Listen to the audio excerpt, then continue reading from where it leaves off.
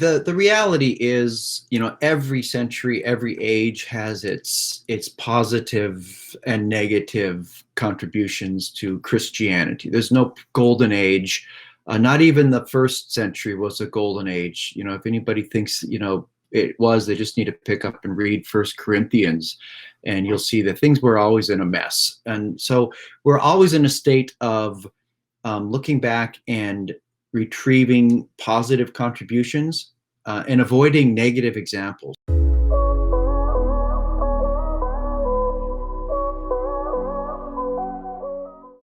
Well, hey everyone, what is up? Welcome or welcome back to my channel. My name is Austin, and this is Gospel Simplicity, a place where we seek to bring simplicity out of theological complexity. And that's precisely what we're doing today.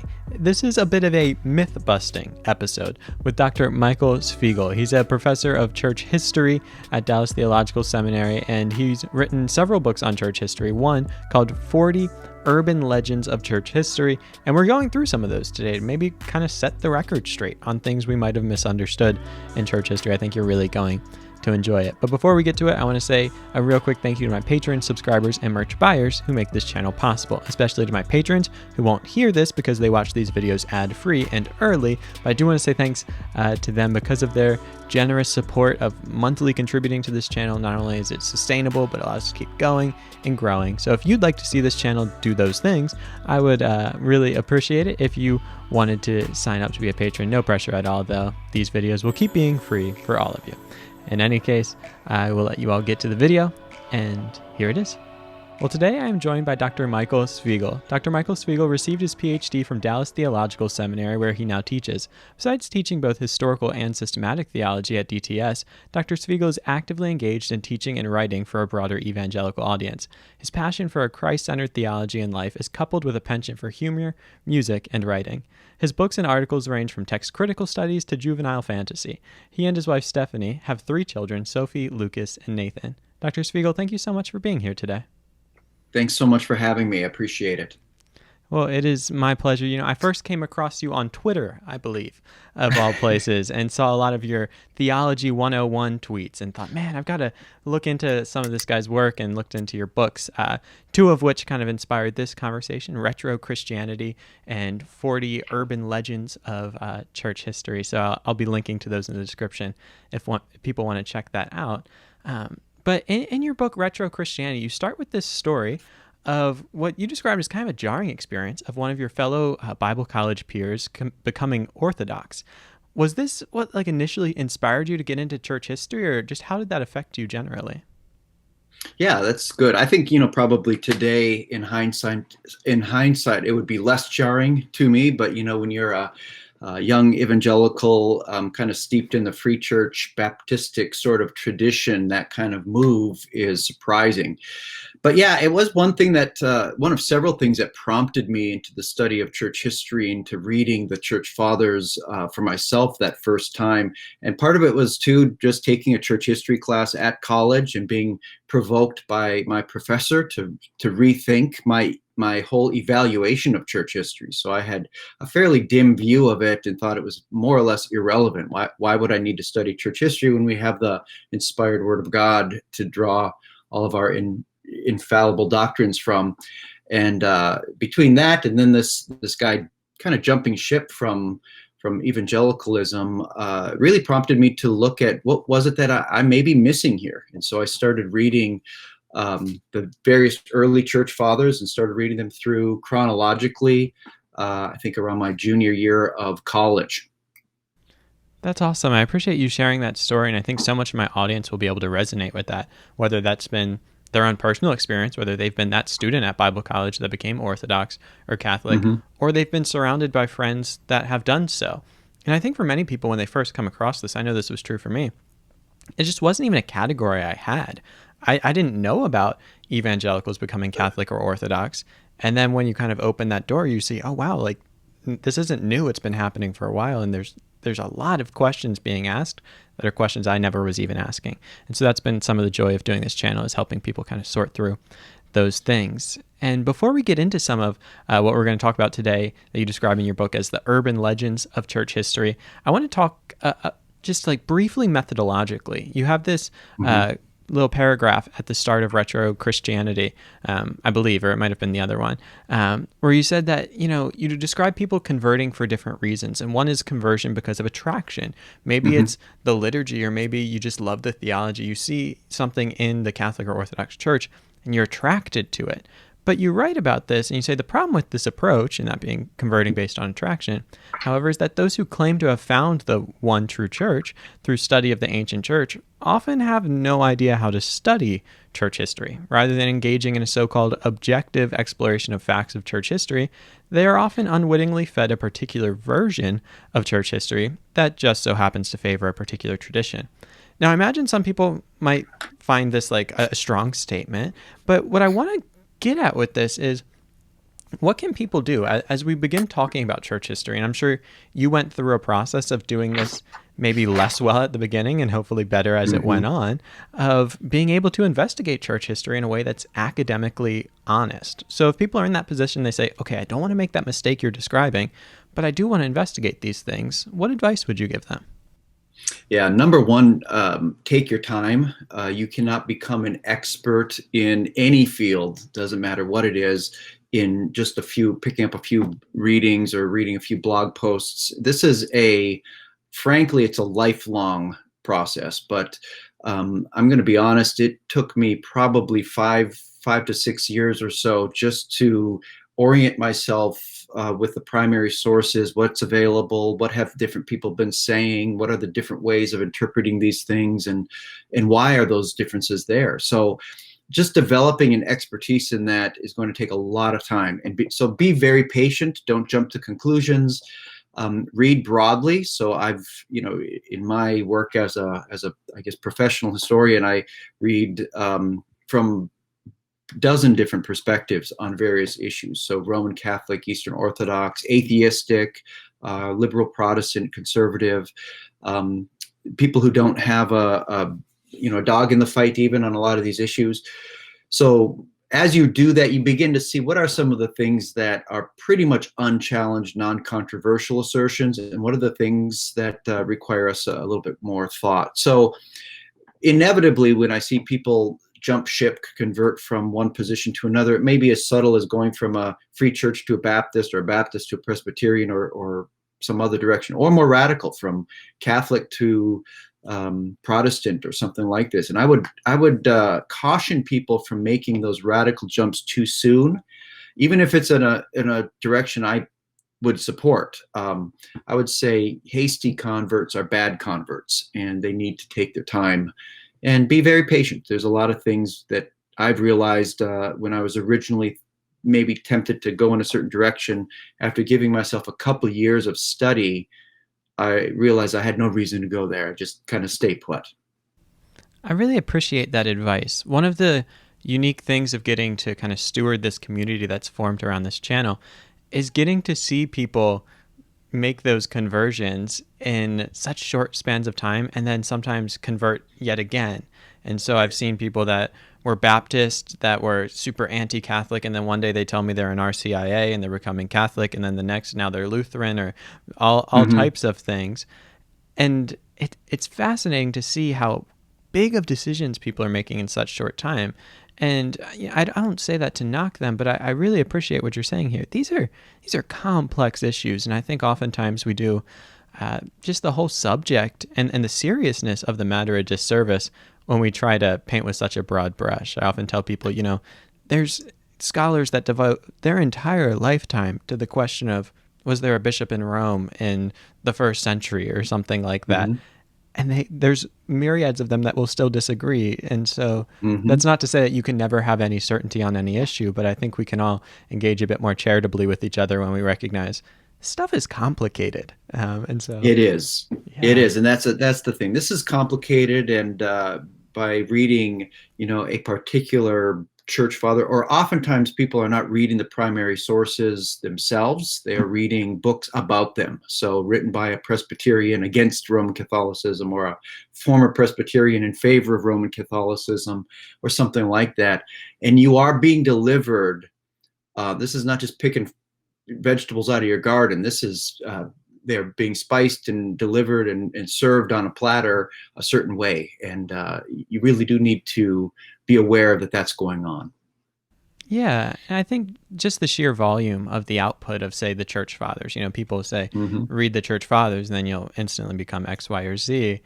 And, I look at biblical studies and how much disagreement there is over a book, about yay large. And then you can look at the output of the church fathers, which everyone's favorite set by Philip Schaff is in no way comprehensive of everything they put out. And it's just surprising to see how much we want to just kind of label that under one really clean thing. Correct. Yeah. All right. Well, I want to jump into some of those urban legends of church history that you talk about in your book. And I think a great place to start with this when it comes to urban legends is kind of at the start of church history in a lot of ways. And that's with this idea of a great apostasy happening right after the death of the apostles. And, growing up in my own kind of non-denominational quasi-megachurch environment, my understanding of church history was basically like, we had Jesus, the book of Acts. Acts was great. We like Acts. And then, it all kind of got bad. Then it got really bad with Constantine. And, Luther came around. I think we like him. And, there's that. And, I say that a bit tongue in cheek, but I think for a lot of people that might be a less eloquent version of saying more or less what they grew up with. And so when we look at this idea that there was an apostasy right after the apostles, like, what is it? Where is this coming from? And maybe how can we develop a better view of this? Yeah, so it comes from a number of different directions. A lot of it is reckoning with the reality that there was decline in the late medieval period, especially moral as well as ecclesiastical and theological decline that required reformation. And even the Roman Catholic Church admits this. The Counter-Reformation, as well as other reformations that occurred in the Roman Catholic Church itself, acknowledged that things needed to be addressed. The question was, how severe was it? So the idea of a great sudden drop-off, this dramatic apostasy, oftentimes that narrative or that interpretation of history was an attempt to really explain why it is that our particular reading of the New Testament or brand of doing church or doing theology is nowhere to be found in the early church. How do we explain this? And a lot of it, of course, comes from sects and cults and things that are concocting a form of Christianity that never existed until they arrived. And then you look back and you see no evidence of those beliefs and practices. So you, instead of saying, I must be wrong, you just say, well, the whole church must have apostatized, so it's a convenient narrative. So it's a mixture of those two. Some of it too is just it's a narrative that's perpetuated sometimes to give us an excuse to just avoid the last 2,000 years of church history. So if we can grasp onto this idea that nothing really important or relevant happened outside the New Testament, then all we have to do is read the New Testament or maybe the earliest writings of the church. But besides that, everything becomes irrelevant or potentially dangerous in some circles because it could open you up to priorities and positions that we ourselves don't hold. Yeah, I like the way you talk of that as simplification because it does. If you have this sense that there's places in church history that disagree with you and you know that vaguely, well, rather than trying to sort through maybe the development of these ideas or where it begins to happen, it's a lot easier to just say, no, it was all bad. Let's just stick to the New Testament. Because like I said, it's a lot skinnier on your shelf than all your volumes of church history. I appreciate that. And, the next question I want to get into has to do with that very volume and the books that we find between those leather-bound pages. And it's another one in your section of the early church in that book. And you write that, it's an urban legend of church history that an emperor, pope, or council canonized the Bible. Now, I know some of my listeners who are maybe Catholic or Orthodox might be putting up their defenses right there and say, hold up, like, you're going to file this under urban legend.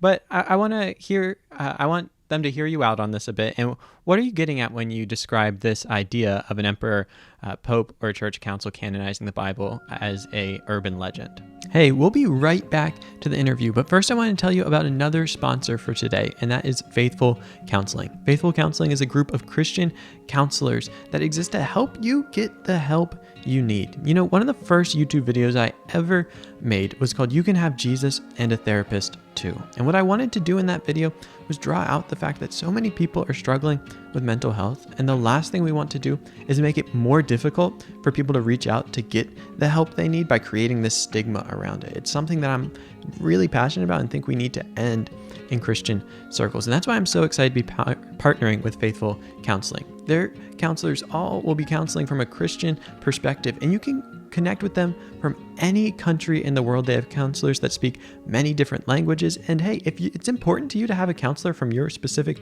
tradition or background, they can do their part to try to pair you up with one of them as well. All of their counselors are licensed with over 3,000 hours of experience. You can connect with these counselors in a variety of ways. In fact, you can do video sessions, phone calls, live chat, or messaging. All of the messaging is secure, and if it's between scheduled sessions, you'll receive a response within 24 to 48 hours. If this is interesting to you, if you think this would be helpful for you or maybe a loved one, I'd encourage you to go to faithfulcounseling.com/gospel simplicity. If you do that, first of all, you'll get 10% off your order, and you'll be matched with a counselor in less than 24 hours. Again, that's faithfulcounseling.com/gospel simplicity to be matched with a counselor in less than 24 hours and get 10% off your first month. Faithful Counseling costs $260 per month, which gets you unlimited messaging with your counselor in 4 30-minute sessions. But again, if you go to faithfulcounseling.com/gospel simplicity, you'll get 10% off that first month. Lastly, Faithful Counseling is not a crisis line. If you are currently experiencing suicidal thoughts or ideation, please reach out to a crisis line or hotline. You can find one of them at www.crisistextline.org. Please do so. You can reach out. You do not have to do this alone. Well, thank you all so much, and I will let you get back to the video. But if you want to check them out, again, faithfulcounseling.com/gospel simplicity. The link is in my bio and in the pinned comment. Well, back to the interview. Yeah, simply that it never happened. So there was no emperor or anything that selected books of the Bible to include or exclude. There's no evidence historically. I would, ask people who want to claim that to show me primary source evidence. And the Da Vinci Code movie does not count of actual councils discussing, debating, and voting on which books should be in or out. It never really happened. By the time you got to the actual historical evidence that we have from the church fathers themselves, based on what they are quoting and using as authoritative writings, shows us that the vast majority, with an exception of literally about 4 or 5 that should be included that are excluded, and maybe 4 or 5 that some are including in some places that should be excluded. With the exception of those 2 categories, the great majority of our New Testament books appear to have been fully functioning as authoritative writings from the year 100 on. For instance, there's no debate or discussion about whether to include Matthew, Mark, Luke, John, Acts, Romans, 1st, 2nd Corinthians, etc., etc. The handful that were not accepted by everybody are things like 1st and 2nd Peter, or maybe you could have one but not the other, Jude, James sometimes, Hebrews, because they weren't sure who wrote it, maybe not 2nd or 3rd John. Revelation was accepted by everybody for a while, and then in the 3rd century, a few people said, well, hold on, maybe not, and then that didn't take off. So you're really talking about a handful that were doubted by some people. And so by the time you got to the year 200, even most of those got settled. By the time you get to 300 of the 4th century, those handful of what I call ins and outs, the various texts that some doubted and some were a little bit too sure of, those began to work themselves out as well. So you do have some local councils, like the Council of Laodicea, possibly, if that writing is authentic, that produce lists and descriptions of what they're already using.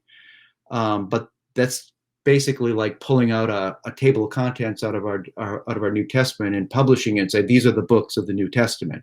There's no evidence that there's debate or discussion.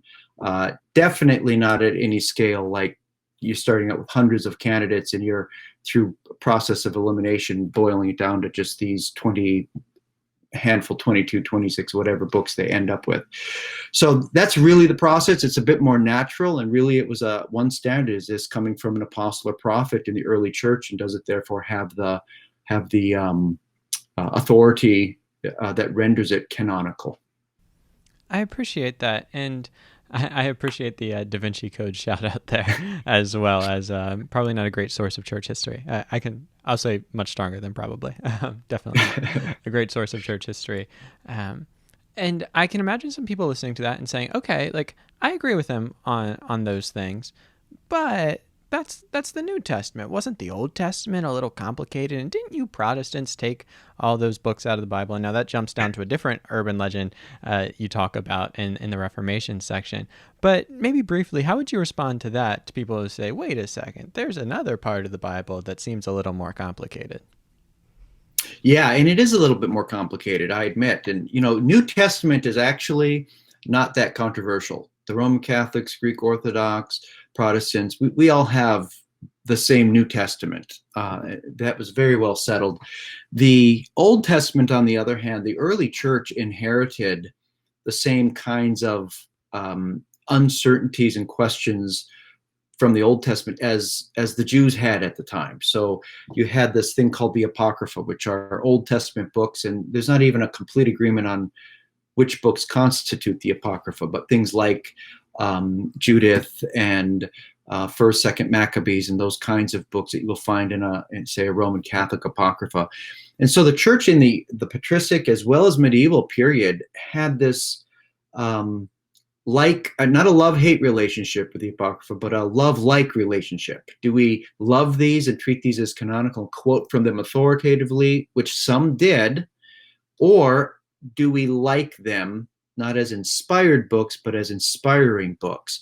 And do we put them very, very close, but on a second, kind of maybe the second shelf rather than top shelf, top tier books? And that continued on all the way through the medieval period. Very influential, perfectly orthodox theologians rejected those as canonical and inspired. And so what you really see when you get to the Reformation is that same debate becoming a victim of the Roman Catholic Protestant debate, and things went from, I would say, ambiguity and uncertainty to clarity and certainty in two different directions. So the Roman Catholic were absolutely clear and certain that these belong in the canon, and the Protestants said, no, we're pretty sure they don't belong in the canon. But what's interesting and maybe alarming to some evangelicals is the Protestants still really liked the Apocrypha. Luther had them translated. It provided very glowing introductions to them, recommended them to be read as inspiring texts, but not as inspired. And I think the rejection of their canonicity, following people like Jerome and Gregory the Great, etc., who also did not accept them as canonical, in the evangelical circles has rendered them irrelevant. And frankly, I've met very few evangelicals who have even read them or know what the content of these books are. And I think that's been sort of just a sad tragedy, I think, of the debate. That's a really great way of putting that. And you certainly speak on this as someone who has maybe taught a class or two on these subjects. I love those turns of phrase of the love-like relationship. That's a great way of describing that, or inspired versus inspiring. And I think you're absolutely right that for so many Protestants, it becomes this thing of, well, they're not the Bible, so why should I read it? Which gets at a whole nother problem of why would that be our stance on things, generally speaking. But also I think there's this sense of these are dangerous books. These are the Catholic books or the Orthodox books. Whereas, like you said, people like Luther were happy to write glowing introductions to them, even if he didn't think it was the same as, say, Matthew, Mark, or Luke. So maybe if someone walks away from this and goes ahead and picks up a copy of the Apocrypha, maybe that would be a good little exercise for them. I think I would encourage it, and it sounds like you would as well. Absolutely. Yeah, I would say there's a lot in there that's really helpful. And honestly, there are things they kind of illuminate. They provide the historical background and context for a lot of the things we see in the New Testament. So to properly read the New Testament in its historical context, you really do have to read those texts. They become helpful for us. Yeah, they're great bridges between the Old Hmm. Testament, which closes like 400 years or so before the New Testament, and we kind of get some of that writing in between to see how things are developing there. All right, Hmm. so speaking of developing, I want to move a bit into the medieval period here, which is the next section, I believe, in your book. And one urban legend of the medieval period that you point out is the idea that, frankly, nothing good came from the Dark Ages. And it's illuminating even how we describe this period as the Dark Ages or the Middle Ages, as though it's like you've got the classical civilization and the Enlightenment and just kind of in Yeah. between. And I can say that even in my undergraduate church history classes, I remember we read like a church father to Augustine and then Aquinas, as though that was a even jump, and then Reformation. Which I think, I could completely understand. There's only so much time in a semester, but I think pedagogically it says something about what we think of those Hmm. periods. And so, what would you say just about this approach that we often find of kind of jumping over this period? How does it shortchange it, and maybe what can we learn from this period? Yeah, so the reality is, every century, every age has its positive and negative contributions to Christianity. There's no golden age. Not even the first century was a golden age. If anybody thinks, it was, they just need to pick up and read First Corinthians, and you'll see that things were always in a mess. And so we're always in a state of looking back and retrieving positive contributions and avoiding negative examples or negative developments, and maybe fixing those in our own day. So and every generation is doing this. And so you see I think that one of the things in the medieval period that was a positive that we've kind of gotten away from is thinking through truth holistically and realizing that all truth is God's truth, and something that's true in history or science or philosophy is true and worth incorporating into an overarching system. So this was kind of the scholastic approach, and reconciling these things. Maybe they were a little bit more ambitious than they should have been, and a little more optimistic than they could have been, but the project of Anselm and Aquinas and some of the scholastics, the rigorous loving the Lord your God with your mind, even if some of the products and results weren't quite what we would call accurate, a lot of it was.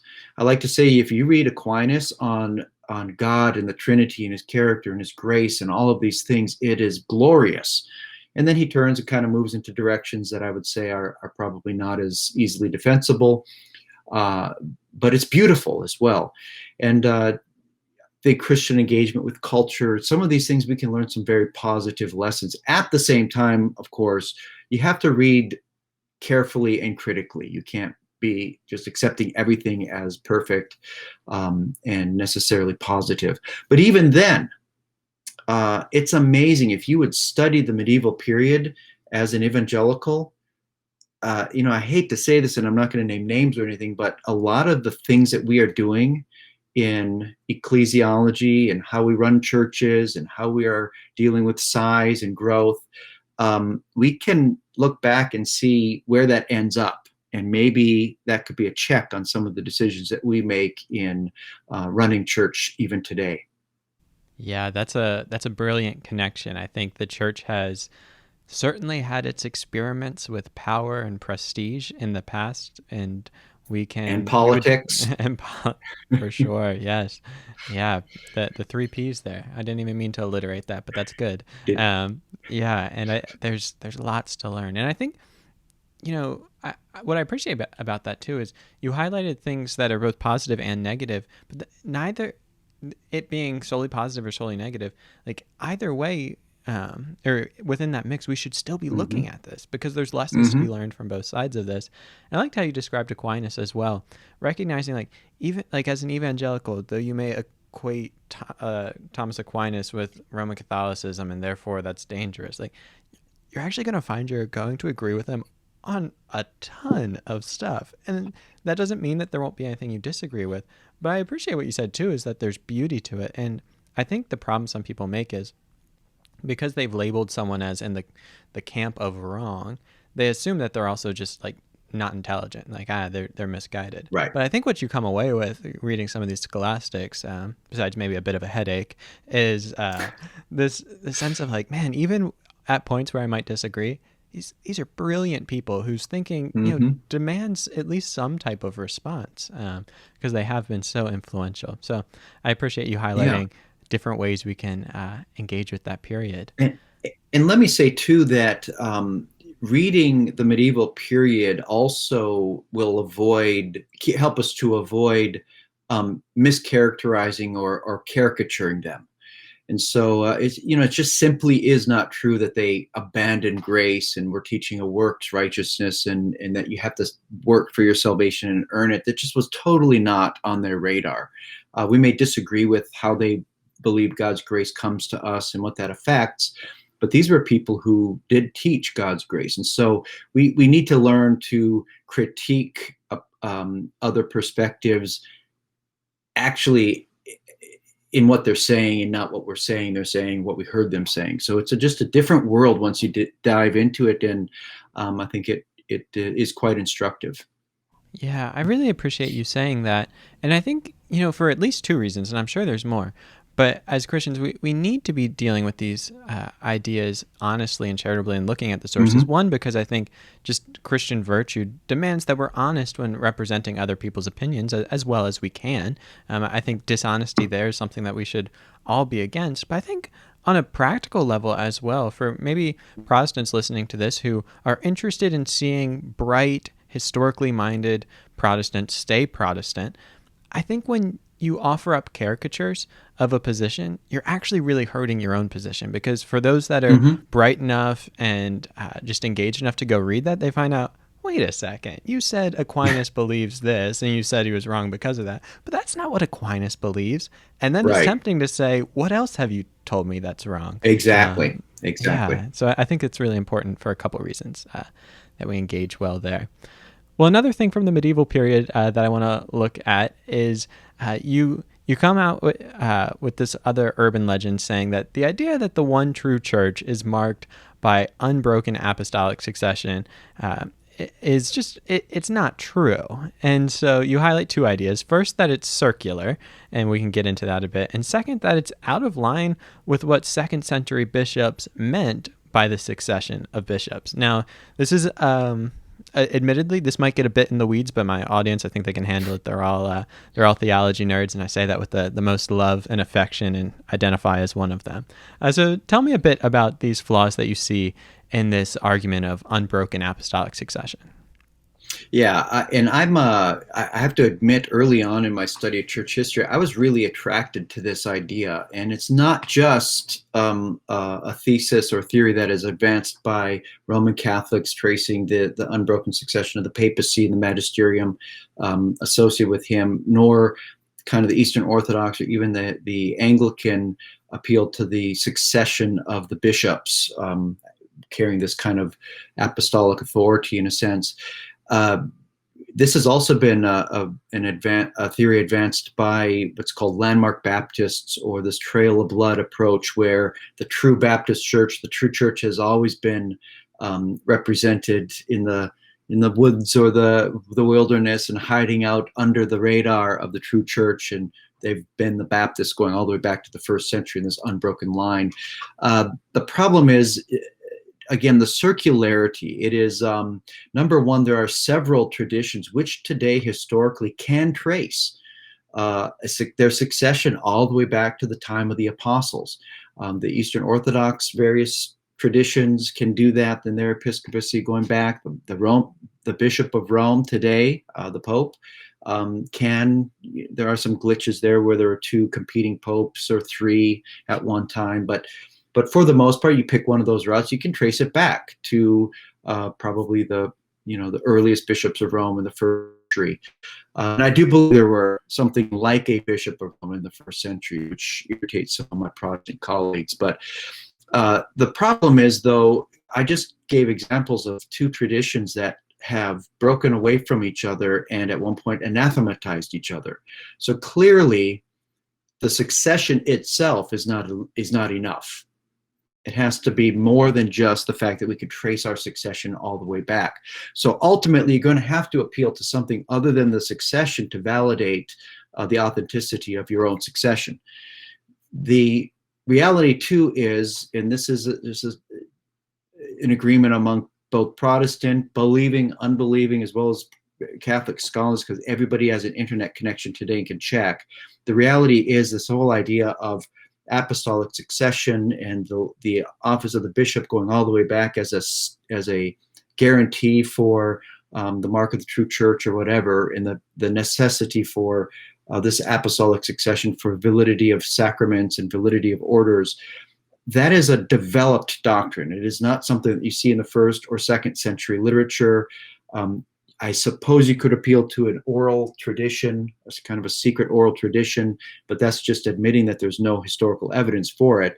Really, it's something that develops in about the third or fourth century, it begins to develop. And so the fact that it's a development tells me that it is not an apostolic, the faith once for all delivered to the saints mark.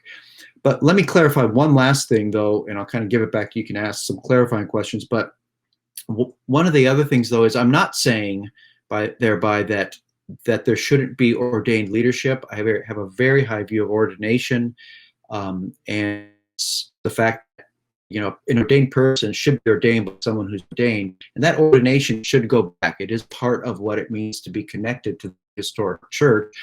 But Protestant, Catholic, Orthodox ordinations can do that, whether they can actually name the names of the chain going all the way back or not. So I do have a high view of that kind of succession of the office, but that's a little bit different than saying this particular succession going all the way back through a particular line of bishops is necessary for the validity of the church. Yeah, I appreciate that. And I appreciate the qualification at the end of, because I think this is a temptation to say, well, if, apostolic succession isn't necessarily true, or not that it's not true, but that it doesn't guarantee validity, well, then, does it really matter? And I think we see that in a lot of ways with church history. It's like, well, if they were wrong about this, which goes back to the very first thing we talked about, right? If there's some errors in church history, why not just say it's all bad and just not look at it and, end our study with the book of Revelation?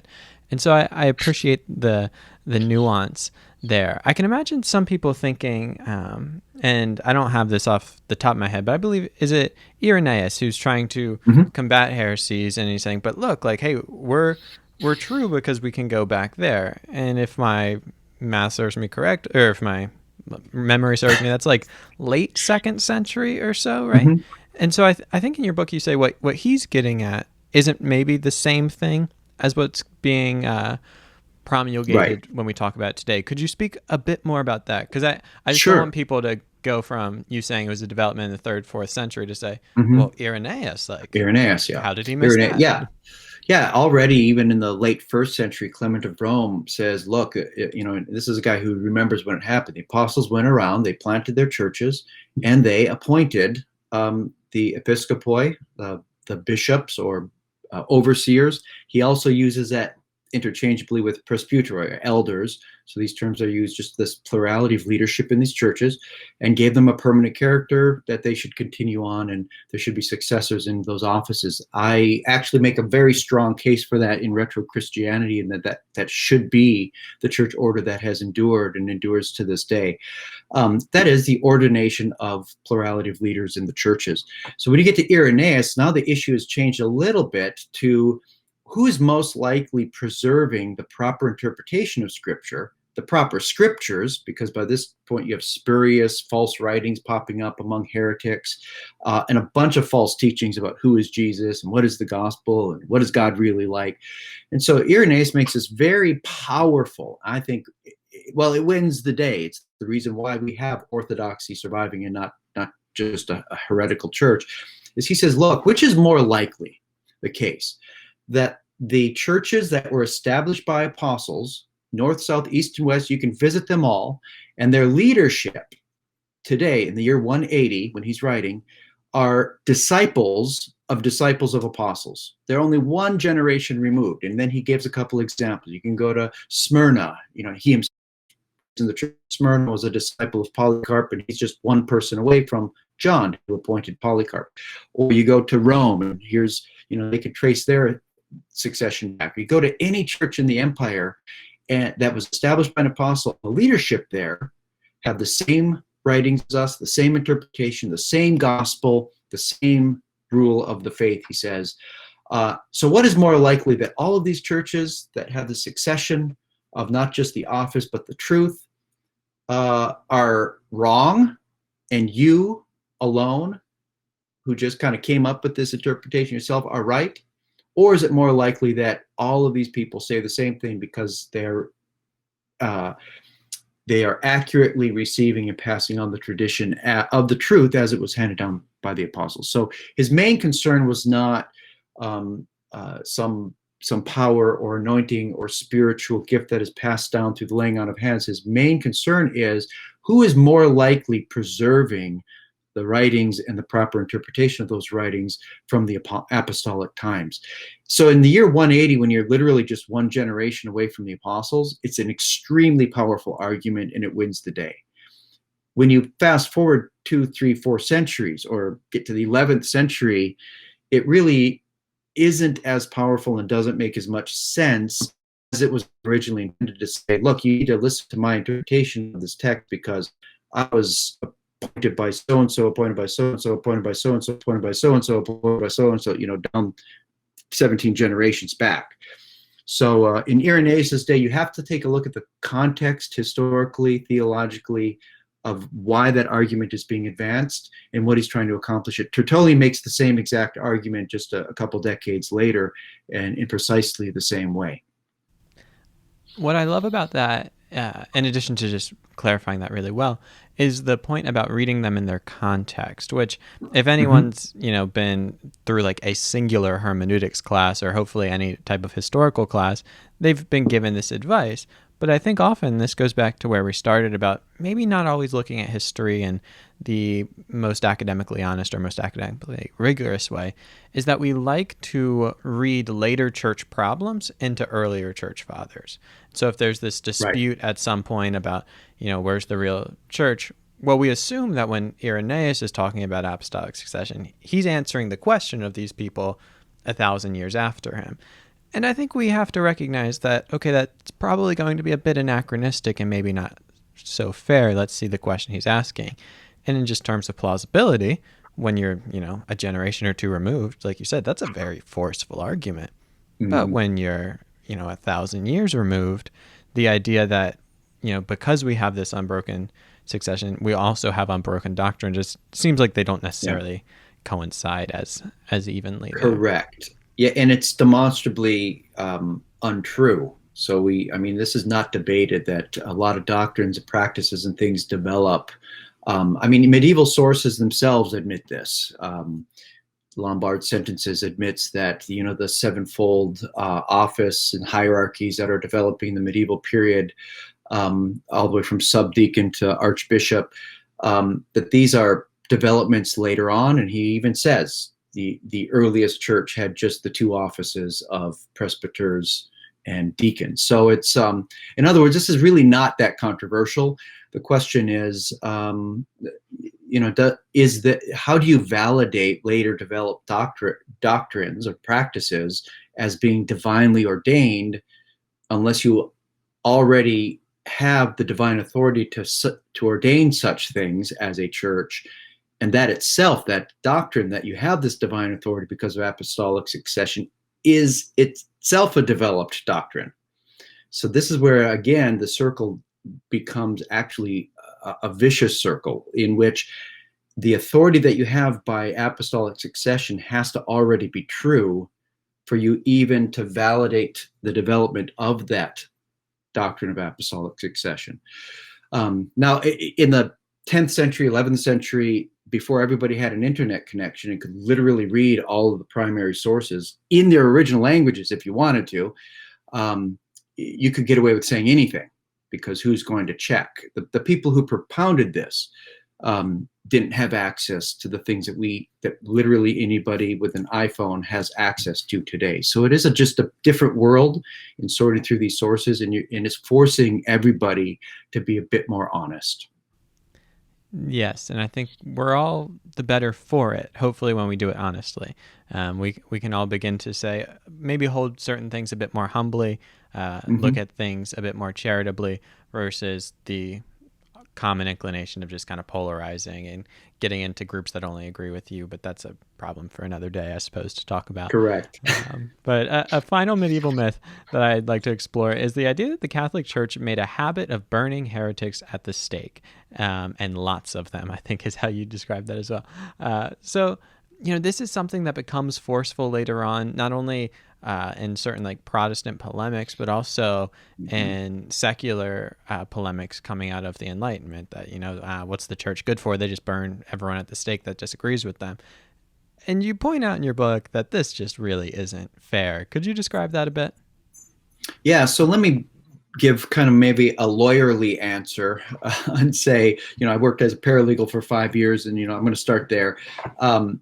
Technically, in the medieval period, and since the church itself doesn't execute people, so that is a technicality. I know they would find a person guilty of heresy and turn that person over to the custody of the political authority, the state, and the state then may have laws against heresy that required the death penalty. But really, that's being passed over, and the execution is being carried out or not, depending on whether they're actually executed or what the penalty may be, by the civil authority or the state. So the church itself, now we can say that is just a technicality, because in finding them guilty in a Christian society where there's a close relationship between church and state, they are more or less signing their death sentence. But it is an important distinction. The other one is just the exaggerated numbers. Sometimes you hear people say millions of people are being killed by the church, or thousands of people are being. It was a relatively, listen, one person dying for their beliefs, for what's called heresy or whatever, for not conforming to the norm, is too many. I think that today we know that you don't compel people to believe something or force conversions or punish them for their beliefs. But the numbers are grossly exaggerated in a lot of the literature, or just popular thought that yeah, sure, they killed thousands. Now, I do want to point out that there were religious wars. So Catholic kingdoms and Protestant kingdoms, or cantons, or different groups, people forming armies and fighting each other in a bloody mess post-Reformation. Those are all realities. We don't want to deny the fact of the crusades, which were motivated in large part by religious passions. But as far as finding individuals guilty of heresy and burning them at the stake, or executing them, even when we acknowledge the technical distinction between church and state carrying that out, it still was a relatively small number. Plus, pretty much every tradition is guilty of this. The Protestants had their own share of executions. Even the Anabaptists, prior to becoming more in the main pacifists, were guilty of some horrible atrocities. So almost nobody in church history from the medieval period on is innocent of this kind of infraction. It's a really important point to make there at the end, because I think oftentimes we try to use these, as I said, as kind of polemics of, the Catholic Church is bad because they did X, Y, or Z, or the Orthodox, or the Protestants are bad. But I think, again, when we all use our internet connection to look into church history, we should all be a bit humbled by the just atrocities in many cases. I think we're fair to call them that have been carried out in the name of religion, and that shouldn't be something that we get pride in our position because we feel like someone else's position has a greater quantity of those, but rather it should be something that we all look at and have to say, like, how are we going to do better? Should the church be given that kind of power again? Like, how are Exactly. we going to learn from that? And I think, that's maybe a good place to wrap up here with before we go into our final four questions. But I want to ask this as kind of a closing question. And I'm still formulating it a bit, I suppose, but I guess I'll ask it this way. So you do a lot of teaching in the area of historical theology. What is it at the end of the day that you're looking for your students to come out with? Because, today we've looked primarily at setting the record straight and saying, okay, this isn't actually true. And I think that's really important. And it's been very fun for me. But I imagine there's even more that you want people to get out of the study of church history than to kind of set their facts straight. So for you as a Protestant who's looking into these things, who sees parts that are good, parts that maybe aren't great, but we can learn from, parts that, all types of things, what is it that at the end of the day that you hope people are getting out of their study of church history? Mm-hmm. Yeah, I think I like to think of what Paul says in 1 Corinthians chapter 10, where he says, he recounts the events of the Exodus, and he says, these things happened, that is, the history itself happened as examples for us, and they were written down for our instruction. And I think it's not a stretch to say, look, you can look at all of history this way. It is a valid approach to history to say, look, these things happened. God allowed these things. God did not just take a vacation for 2,000 years of last 2,000 years of church history. He's been actively present and working and bringing revival and chastening his people as they go astray, etc. And so we can look at these things and say, look, these things happened as examples for us. And in Paul's context, they were negative examples, that we don't be idolaters like they were, or commit sexual immorality as they did, or be grumblers and all these things. So as I look at church history, I say, look, let's look and see what errors can we avoid? Like the last issue we talked about the execution of heretics, which did occur, but the real problem was the close association, relationship, almost marriage of church and state. And in the church history, if it has taught us anything, it's taught us that has never ended well. Yet guess what? Every generation, today especially, we're still trying to do it. If we can just get power, if we can just get control, if we can control this part of society or the White House or the Capitol or whatever, then we can finally usher in, a better, more virtuous society or something. And I will say, no, these things happened as examples for us, that we avoid these mistakes of the past. So that's number one.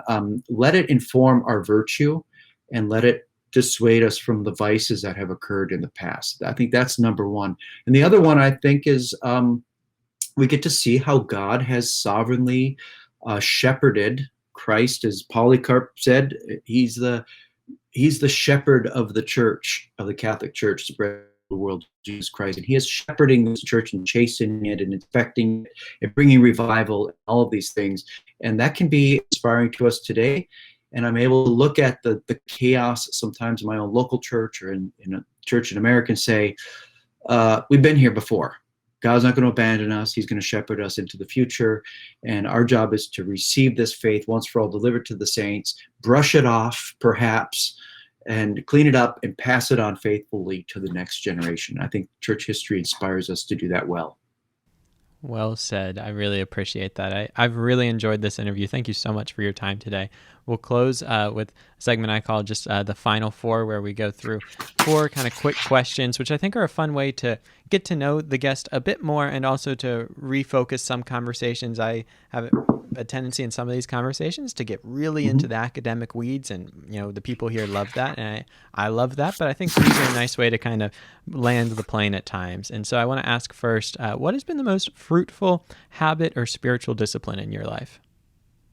Yeah, I've tried a lot of different things personally and corporately, and I would say number one, I'm more of a community discipline thing, and I think just being involved in the local church, plugged in, being a member, being faithful to that through thick and thin, is the greatest discipline. It's the primary means the Lord has used to grow me. But I think the question also is, what personally do I do? And I have really been blessed by reading through the Proverbs, a chapter a day, a little thing I learned years ago. You just pick the number of the proverb for the number of the date. So Proverbs 3 on the third of the month, and reading through those slowly and reflecting on them has been really, really rewarding for me.